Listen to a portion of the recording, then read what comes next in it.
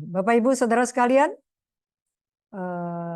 di Tiongkok itu ada sebuah taman kunang-kunang loh, ya, yang luar biasa sangat mempesona di Wuhan, Cina. Ya. Melihat serangga kunang-kunang yang menyala, mungkin kita ibarat seperti berada di negeri dongeng. Ya.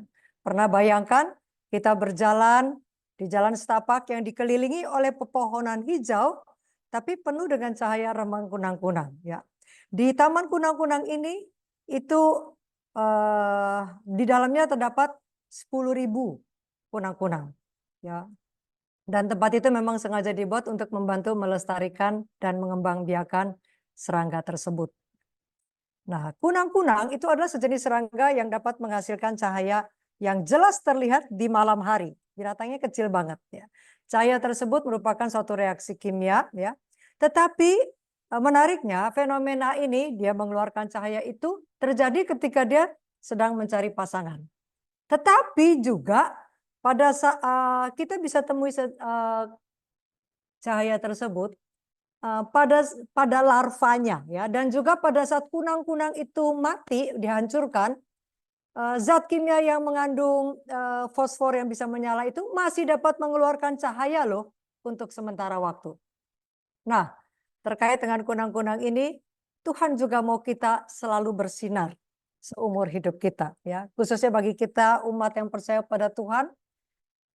Kita belajar pada firman Tuhan hari ini untuk kita tidak berhenti di suatu titik tertentu ya.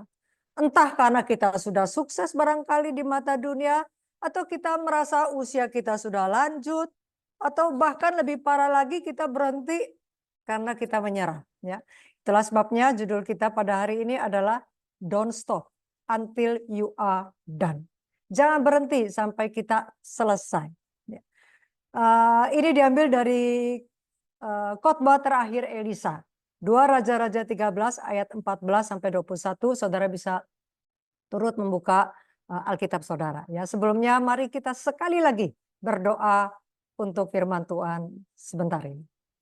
Bapa dalam kerajaan surga, tolong kami Tuhan lewat Roh Kudus untuk kami dapat mengerti akan firman-Mu.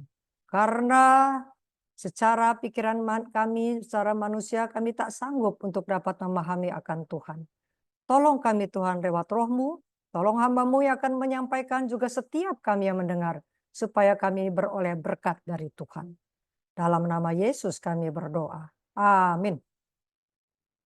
Bapak Ibu Saudara sekalian, di dalam kehidupan ini kita punya 3 pilihan. Ya, kita bisa give up, give in, atau give it all. Ya. Give up itu kalau kita terjemahan itu kita menyerah karena kita merasa kita tak mampu lagi. Kita putus asa. Ya, tepatnya mungkin kita menyerah karena putus asa. Ya. Nah, akhirnya kita berhenti untuk mencoba. Give in adalah juga terjemahan bahasa Indonesia juga mungkin menyerah juga ya. Tapi ini menyerah karena permintaan atau tekanan dari orang lain. Kalau tadi give up dari diri kita sendiri yang kita menyerah. Nah, jadi tetapi ada satu lagi yang namanya give it all. Give it all itu kalau mungkin kita terjemahkan secara bebas, kita memberikan apa ya, sepenuhnya, kita habis-habisan. Nah, kita punya 3 pilihan ini, give up, give in, dan give it all. Maka biarlah kita semua yang ada di tempat ini kita memilih yang give it all. Kita habis-habisan untuk melakukan sesuatu ya. Kita do our best. Oke. Dalam perjanjian lama ada 2 orang yang sangat beriman, nama mereka juga mirip-mirip ya. Elisa itu cuma tinggal Elia ditambahin huruf S di tengah-tengahnya, itu udah jadi Elisa ya. Nah, melalui mereka 2 orang hamba Tuhan ini Tuhan melakukan banyak mujizat ya.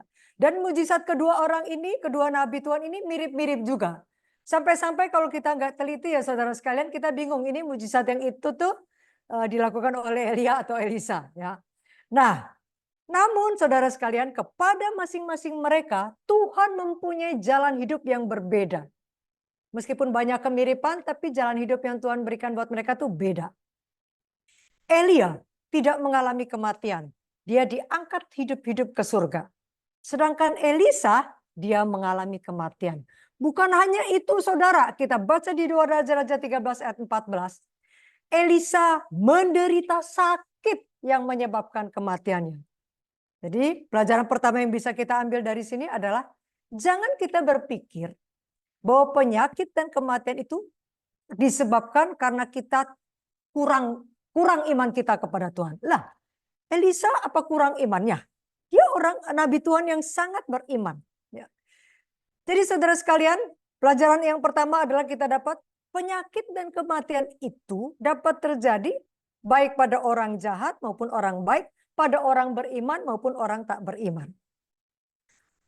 Itu bukan hukuman, ya, tetapi itu terjadi karena memang kita tinggal di dunia yang sudah jatuh ke dalam dosa. Jadi kematian adalah bagian daripadanya. Elisa menderita sakit yang menyebabkan kematiannya. Hal itu tidak berarti Tuhan gak sayang kepada dia.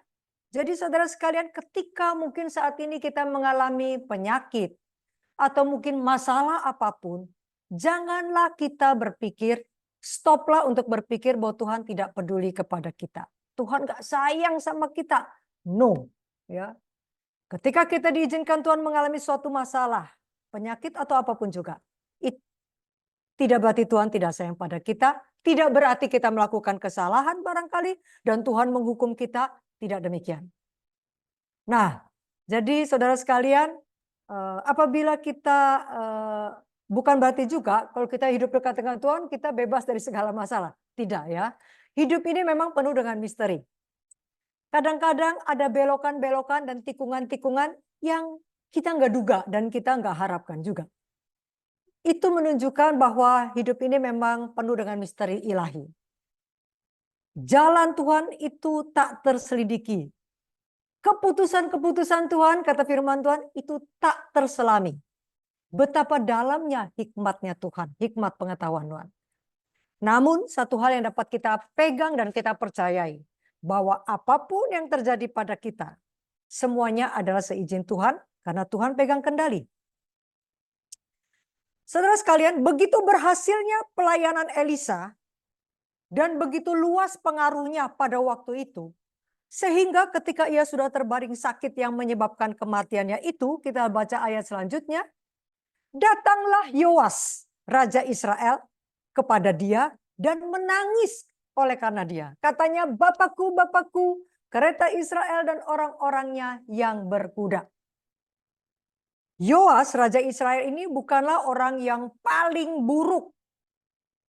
Tetapi karena dia terus-menerus melakukan penyembahan kepada berhala-berhala pada waktu itu, firman Tuhan mengatakan dia melakukan apa yang jahat di mata Tuhan. Namun demikian, ketika Raja Yoas dengar, Elisa sakit, dia datang mengunjunginya. Dan ketika dia melihat Elisa dalam keadaan sekarat menjelang ajalnya itu, dia nangis. Ya, ini merupakan salah satu bukti masih ada kebaikan dalam diri Yoas. Setidaknya dia punya rasa hormat dan kasih kepada seorang nabi yang beriman ini. Bahkan dia meratapi akan kondisi Elisa.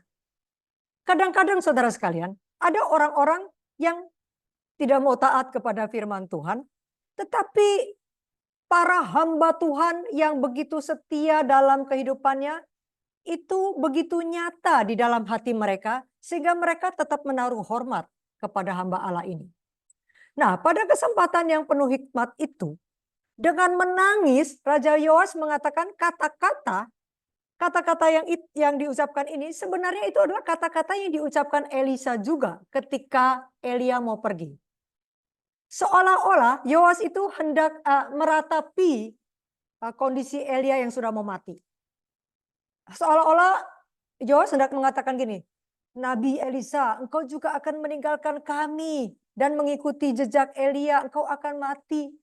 Engkau yang selama ini sudah jadi pembela lu bagi Israel. Jadi saudara sekalian, bagi Yoas, nabi yang sudah sekarat itu adalah sisa pengharapannya yang terakhir. Dan bagi Israel secara umum. Karena pada saat itu Israel sedang menghadapi musuh yang sudah sejak lama, yaitu bangsa Aram. Bangsa Aram ini begitu menindas dan menjadi musuh Israel sejak dari zaman raja-raja sebelum Yoas. Padahal Kehidupan Elisa pada waktu itu sudah seperti matahari yang mau hampir terbenam. Sudah tua, sudah renta, dan menderita sakit pula. Namun tetap Elisa masih layak dihormati oleh seorang Raja Yoas. Jadi khususnya bagi saudara sekalian yang mungkin saat ini sudah berusia lanjut. Jangan saudara berpikir bahwa saudara sudah enggak berguna. Ya. Jangan biarkan orang-orang muda berpikir bahwa saudara enggak lagi punya sesuatu untuk dibagikan. Pengalaman hidup dan hikmat saudara itu merupakan suatu harta sebenarnya yang tak ternilai. Elisa pada waktu itu sudah tua, ya, dan dia sudah bertemu dengan banyak sekali raja-raja Israel yang jahat-jahat. Di tengah-tengah orang yang jahat, Elisa tetap konstan, dia tetap setia kepada Tuhan, sekalipun berada di tengah-tengah kemurtatan bangsa Israel yang ada di sekelilingnya. Dia tetap tegak berdiri di dalam kebenaran. Hal ini mengajarkan kita bahwa Tuhan selalu memberikan kepada kita sebenarnya kapasitas untuk tetap tegak berdiri di dalam iman kita kepada Tuhan. Enggak peduli betapa bobroknya lingkungan kita. Enggak peduli apapun kondisi kita. Tuhan memberikan kepada kita kapasitas untuk tetap stand firm. Amin, saudara. Ya. Meskipun mungkin ada situasi-situasi tertentu yang tidak kita ingini. Namun percayalah, kasih karunia Allah selalu dapat menopang kita.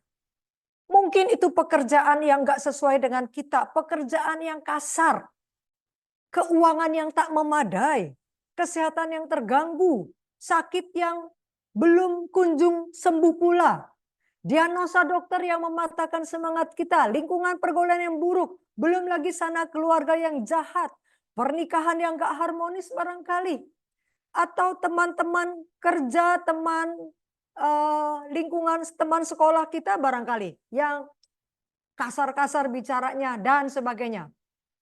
Saudara sekalian, ingatlah firman Tuhan. Tuhan itu berkuasa untuk menjaga kita. Supaya kita tidak jatuh atau tersandung. Supaya kita dapat selalu setia di tengah-tengah situasi apapun. Tuhan berkuasa. Tuhan sanggup menjaga kita untuk tetap teguh dalam iman. Dan bahkan tetap bersuka cita di dalam Tuhan. Sekalipun kita harus melewati hari-hari yang tidak mudah. Ingat ini saudara, Tuhan berkuasa menjaga kita. Kembali kepada cerita Nabi Elisa dan Raja Yoas. Ada sesuatu yang menarik. Sekalipun tadi kita sudah lihat firman Tuhannya, tercatat bahwa Yoas selalu melakukan apa yang jahat di mata Tuhan. Namun ketika ia datang kepada Nabi Allah, kita lihat di sini nanti, Allah menemui dia dan menawarkan suatu pertolongan yang sangat dibutuhkan. Itulah kasih yang luar biasa dari Allah. Seberapapun berdosanya kita, saudara, jika kita datang kepada Allah, Tuhan selalu akan membuka tangannya lebar-lebar buat kita. Dia selalu berusaha untuk membuat kita bertobat dan membawa kita menjadi bagian daripada keluarga Allah. Luar biasa. Dan siapapun kita semua disebut anak-anak Allah. Enggak ada yang cucunya Allah atau keponakan Allah. Kita semua adalah anak Allah. Ya, amin saudara sekalian ya. Nah, itulah sebabnya Tuhan memberikan suatu kesempatan bagi Yoas sebenarnya untuk berbalik dari segala kejahatannya. Kita akan lihat berikut ini. Ayat selanjutnya. Berkatalah Elisa, ambillah busur dan anak-anak panah. Lalu diambillah busur dan anak-anak panah. Berkatalah ia kepada Raja Israel lagi, tariklah busurmu. Lalu ia menarik busurnya. Tetapi Elisa menaruh tangannya di atas tangan raja. Saya sempat berpikir ya, kadang-kadang kita sebagai umat Tuhan, kita tidak menyadari bahwa kita sesungguhnya nih tiap-tiap hari sebenarnya sedang ada di dalam suatu pertempuran rohani. Itulah sebabnya Tuhan mengingatkan kita hari ini untuk kita ambil busur dan anak panah. Itulah panggilan buat setiap kita untuk selalu berjaga-jaga. Karena musuh senantiasa berusaha untuk menjatuhkan kita. Pertama, ambillah busur dan anak panah. Kedua, ada yang menarik di sini juga, saudara sekalian. Tercatat di sini, Elisa menaruh tangannya di atas tangan raja. Kenapa? Kenapa Elisa harus menaruh tangannya di atas tangan raja? Memangnya Raja Yoas ini nggak tahu memanah? Kalaupun Raja Yoas bisa manah, kenapa tangan Elisa perlu ditumpangkan di atas tangan raja? Apakah raja membutuhkan kekuatan ekstra untuk menarik busurnya dan memanah? Enggak, saudara. Enggak diragukan lagi. Raja Yoas pasti lebih tahu cara menggunakan busur daripada sang nabi. Ya. Nabi Elisa bukanlah Robin Hood yang pintar memanah. Dia adalah seorang nabi yang pada saat itu dalam keadaan sekarat. Tangannya sudah pasti ya sudah rentah, sudah keriput dan mungkin sudah ya apalagi sudah mau meninggal pula. Mungkin sudah gemetar-gemetar kedinginan. Tapi mengapa Elisa menaruh tangannya di atas tangan raja? Elisa melakukan hal itu sebagai suatu tindakan simbolis. Untuk memberitahukan raja bahwa ketika raja nanti menghadapi musuhnya, Tuhan memberikan dorongan dan semangat. Bahwa dia tidak perlu takut. Bahwa Tuhan akan menolong. Sentuhan tangan Elisa itu hendak menyampaikan pesan Tuhan kepada Yoas. Yoas, jangan takut. Aku menyertai engkau. Ketika kita mungkin pergi ke dokter, ingatlah Allah menyertai kita.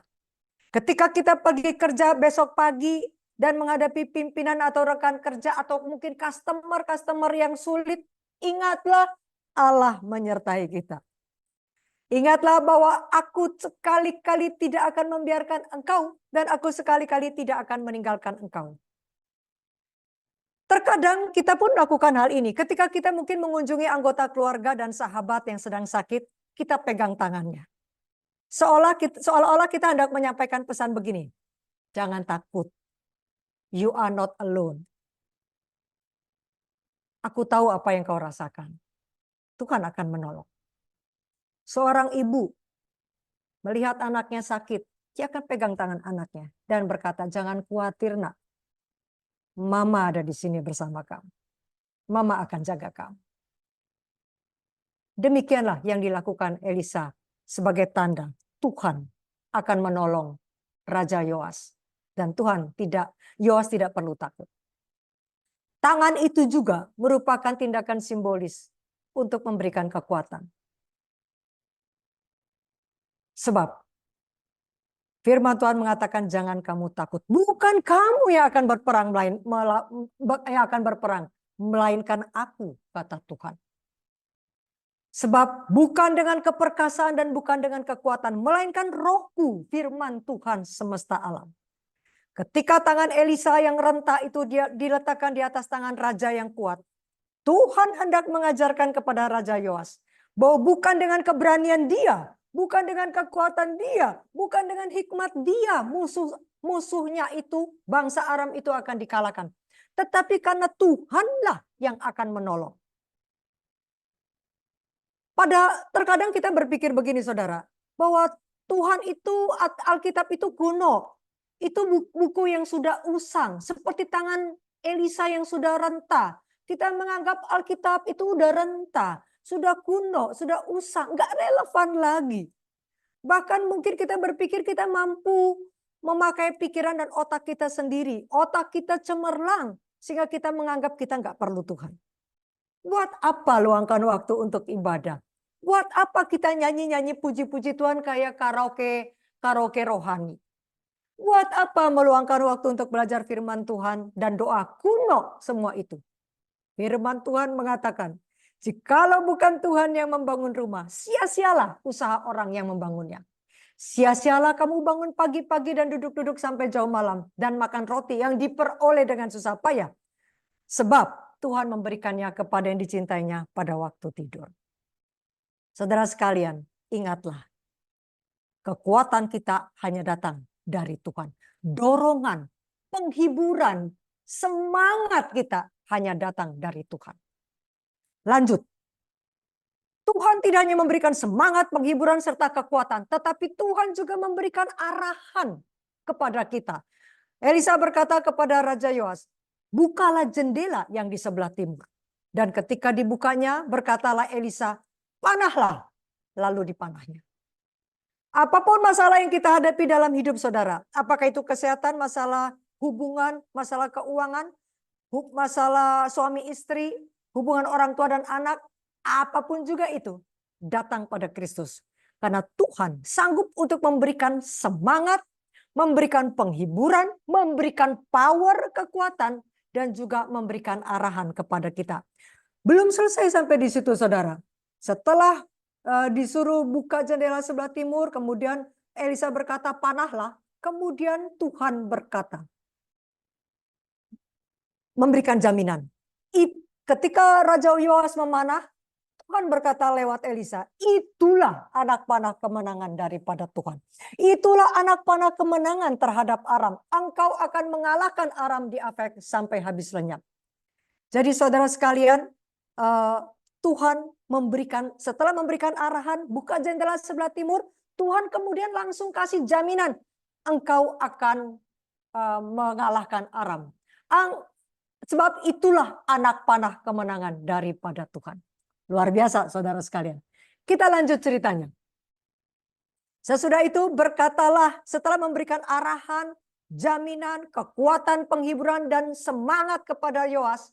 Kemudian Elisa berkata kepada Yoas, ambillah anak-anak panah itu, lalu diambilnya. Setelah diambilnya, berkatalah Elisa kepada Raja Israel, pukulkanlah itu ke tanah. Lalu dipukulkannya 3 kali. Dan kemudian ia berhenti. Tetapi gusarlah abdi Allah itu. Elisa marah. Katanya, seharusnya engkau memukul 5 atau 6 kali. Dengan berbuat demikian, engkau akan memukul Aram sampai habis lenyap. Tapi sekarang, hanya 3 kali saja engkau akan memukul Aram. Elisa marah. Karena raja tidak antusias dan gak percaya pada janji kemenangan Tuhan. Padahal Tuhan sudah berkata, itulah anak panah kemenangan. Raja hanya pukul 3 kali dan gak lebih. Mungkin Raja Yoas itu pun memukul 3 kali ya dengan sekedarnya. Karena menurutnya kok panah ini dipukulkan ke tanah. Mungkin bagi dia hal itu gak masuk akal gitu. Kayaknya nampak bodoh gitu loh. Dan kekanak-kanakan, masa seorang raja pukul lantai dengan anak panah? Bagi dia ya udahlah 3 kali udah cukup baginya untuk bertindak bodoh. Hanya demi menyenangkan nabi yang ya sudah mau mati pula. Saudara sekalian, mungkin tidak masuk akal bagi kita. Yang sebelumnya kita mungkin makan berbagai makanan enak. Sekarang ketika kita konsultasi kesehatan dengan Ibu Pitlin memberikan petunjuk, mesti makan tempe, tahu, brokoli, dan polong-polongan dan sebagainya supaya badan sehat. Kayaknya nggak masuk akal. Masa makan tahu, tempe, brokoli gitu kan?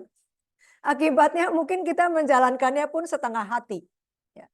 1 bulan, 2 bulan, 3 bulan, nggak kelihatan hasilnya, berhenti. Seperti Yoas. Dia hanya pukul 3 kali kemudian berhenti. Dan memang betul. Kita lihat di ayat setelahnya ya. 3 kali saja Yoas mengalahkan Aram. Ya, cuma 3 kali. Dan kemudian ya bangsa Aram dia tetap kemudian bertempur lagi melawan bangsa Israel. Saudara sekalian, dengan Yoas meremehkan apa yang diminta Tuhan lewat Nabi Elisa, dia kehilangan kemenangan yang sesungguhnya Tuhan janjikan kepada dia. Sehingga Elisa pun menjadi marah. Dia marah dan mengatakan harusnya tuh kamu pukul 5 atau 6 kali. Yoas gagal mempercayai Tuhan. Sekalipun dia tahu, dia sudah dengar akan janji Tuhan bahwa Tuhan memberikan kemenangan buat dia. Yoas tidak habis-habisan. Pelajaran ini adalah untuk semua kita yang ada dalam keadaan harus menurut. Dari awal Yoas sudah menurut.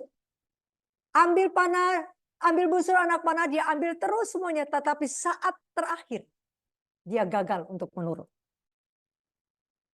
Ketika Tuhan membuka jalan untuk menyelesaikan suatu pekerjaan. Ketika Allah memberikan kepada kita janji kemenangan, janji pemulihan, janji kesuksesan, janji kesembuhan.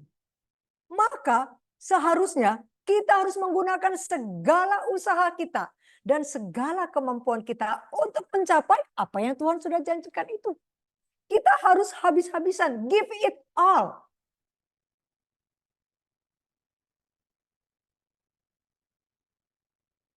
Tuhan sudah memberitahukan kepada kita banyak janji-janji kemenangan. Seberapa antusias kita untuk menerima janji itu? Itu tergantung kita. Kayak Yoas. Tuhan sudah janjikan kemenangan, engkau akan mengalahkan dia. Tetapi sekarang tergantung Yoas. Yoas cuma pukul 3 kali ya, sudah sampai segitu aja. Tuhan telah memberikan banyak janji-janji. Seberapa percaya kita kepada janji Tuhan? Salah satu firman Tuhan mengatakan, segala perkara dapat kutanggung di dalam Dia yang memberi kekuatan kepadaku. Segala perkara dapat kutanggung. Kenapa? Karena Tuhan memberikan kekuatan. Seberapa kita percaya akan janji Tuhan ini? Dengan adanya minat dan ketekunan kita terhadap janji Tuhan ini, maka Tuhan akan memberikan kemajuan demi kemajuan. Tuhan berjanji, akulah Tuhan yang menyembuhkan engkau. Keluaran 15 ayat 26. Aku akan mendatangkan kepada mereka kesehatan dan kesembuhan. Yeremia 33 ayat 6. Saudara sekalian, pegang janji Tuhan ini. Percayalah. Kalau kita percaya, maka kita akan melakukan segala upaya, give it all. Kita akan habis-habisan untuk meraih apa yang Tuhan janjikan ini. Kalau kita menunjukkan minat dan bertekun atas janji Tuhan ini, Tuhan akan memberikan progres. Tuhan akan memberikan kemajuan demi kemajuan. Allah dapat mengadakan mujizat bagi umatnya hanya apabila kita menjalankan bagian kita dengan semangat yang tidak mengenal lelah. Amin, saudara. Saya sangat terkesan sekali dengan khotbah terakhir daripada Elisa ini. Ini merupakan khotbah terakhir nanti, karena setelah itu ayat setelahnya kita lihat setelah Elisa menegur Yoas karena dia marah, Nabi Elisa itu kemudian mati. Sebelum kita lanjut ceritanya, saya ingin membagikan cerita ini. Randy Pausch, ini sejalan dengan apa yang tadi Ibu Pitlin sampaikan tentang kanker pankreas. Randy Pausch ini adalah seorang profesor computer science. Ya, dia dan mengajar di satu universitas di Amerika. Nah, kemudian dia juga menjadi terkenal karena dia menulis buku yang namanya The Last Lecture. Yang dia tulis ketika pada saat itu dia didiagnosa suatu penyakit. Dia lahir tahun 60. Pada tahun 2006 ketika usia 46 tahun, dia terdiagnosa menderita kanker pankreas. Sekalipun dia telah melewati berbagai-bagai terapi dan juga terapi-terapi untuk mengobati sakit kankernya ini, tapi didapati kankernya itu balik lagi dan bahkan metastase. Akhirnya pada tahun 2007, dokter memberitahukan kepada dia bahwa kondisinya stadiumnya sudah stadium akhir dan dia hanya punya waktu 1 bulan untuk hidup.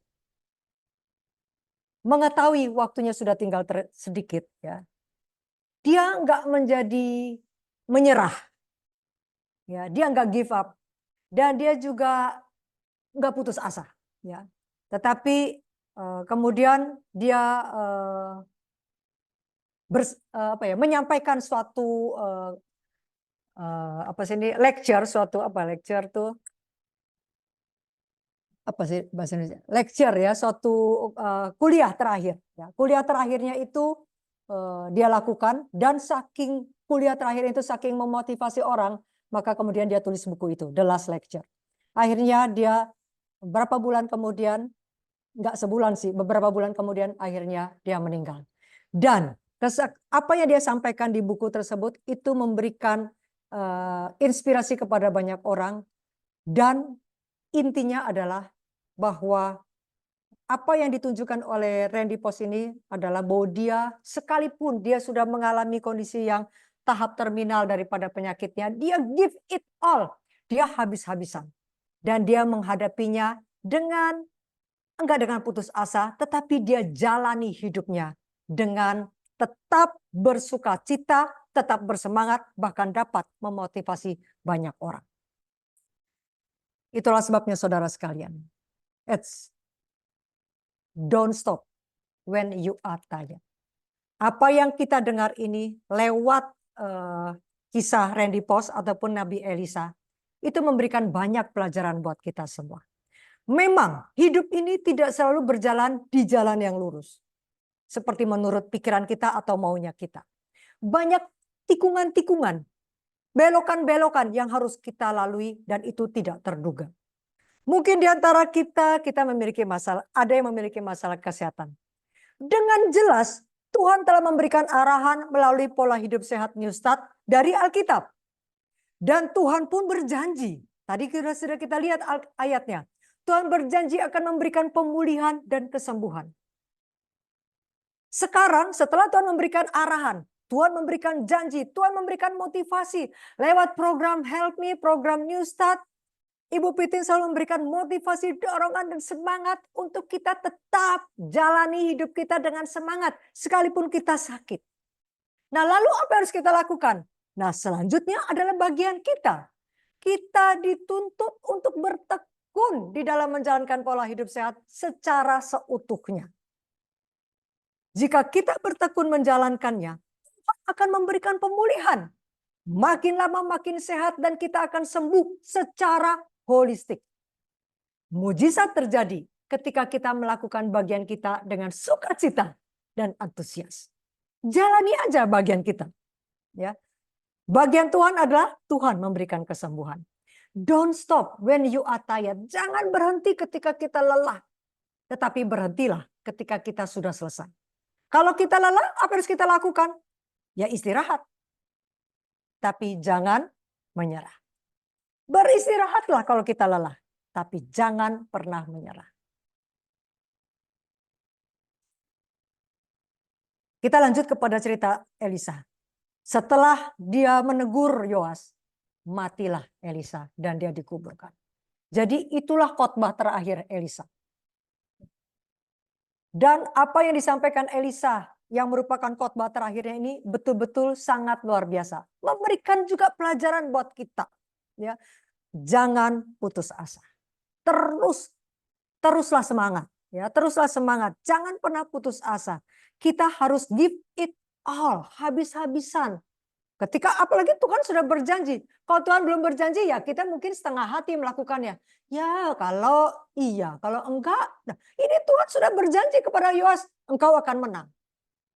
Tuhan berjanji kepada kita bahwa Tuhan akan memberikan kekuatan. Segala perkara dapat kutanggung di dalam Dia. Tuhan akan memberikan pemulihan kesehatan. Tuhan sudah berjanji. Masalahnya adalah apakah kita antusias untuk mempercayainya?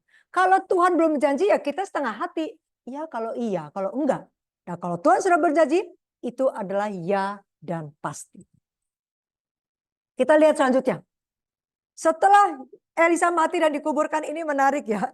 Ada sesuatu yang menarik di sini di ujung cerita ini ya, perikop ini.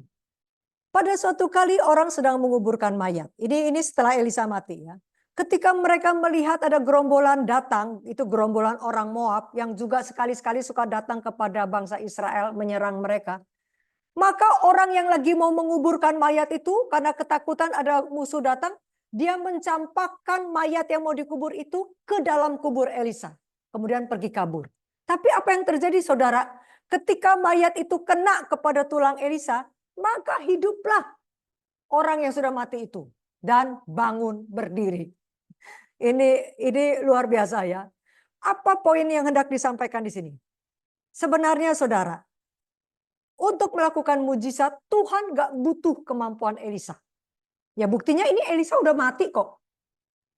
Namun melalui mujizat ini Tuhan hendak menunjukkan bahwa sesungguhnya Tuhanlah sumber kuasa. Tuhanlah sumber kekuatan. Tuhanlah sumber pemulihan. Tuhanlah sumber kesembuhan kita. Tuhanlah sumber kemenangan kita. Hanya saja yang harus kita lakukan adalah kita percaya kepadanya. Dan jangan pernah menyerah. Ketika kita sudah melakukan pola hidup sehat, kita belum juga sembuh, terus jalani.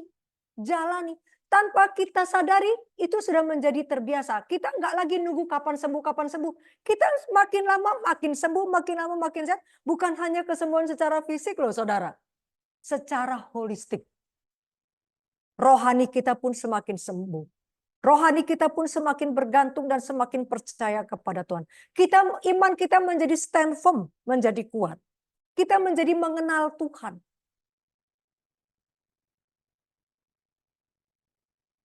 Ingatlah, ketika tangan Tuhan ada di atas busur, kemenangan itu sudah pasti pada akhirnya. Itulah sebabnya saudara sekalian, don't stop until you are done. Jangan pernah berhenti sampai selesai. Pakailah semua panah-panah itu. Jangan tinggalkan satu panah sekalipun. Kayak Yoas cuma 3 kali selesai. Berhenti dia. Pakai semua panah yang ada. Jangan sisakan untuk kehidupan selanjutnya. No, pakai. Ya. Seringkali dalam kehidupan kita berpikir kita gagal. New start itu gagal. Enggak benar tuh. Buktinya saya belum sembuh. Kita mungkin berpikir Alkitab itu enggak relevan lagi. Petunjuk Tuhan itu kuno dan enggak. Apalah makan tahu, tempe, brokoli. Kayaknya sepele sekali. Seringkali kita berpikir kita gagal. Tetapi sesungguhnya yang terjadi adalah kita berhenti terlalu dini. Kita berhenti terlalu cepat. Belum berhasil kita udah berhenti. Belum sembuh kita udah selesai. Udah berhenti. Kita tidak memukul sampai anak panah terakhir. Hari ini biarlah kita semua membuat komitmen secara pribadi. Untuk kita tidak berhenti sebelum selesai. Karena Tuhan pun belum berhenti sama kita. Tuhan belum berhenti berurusan sama kita. Tuhan masih menunggu kita. Sekali lagi saudara sekalian, don't stop until you are done. Inilah khotbah terakhir Elisa, dan biarlah seperti the last lecture-nya Randy Post itu viral, maka biarlah khotbah terakhir Elisa ini pun viral dalam arti terus kita ingat, don't stop until you are done. Terima kasih, Tuhan memberkati.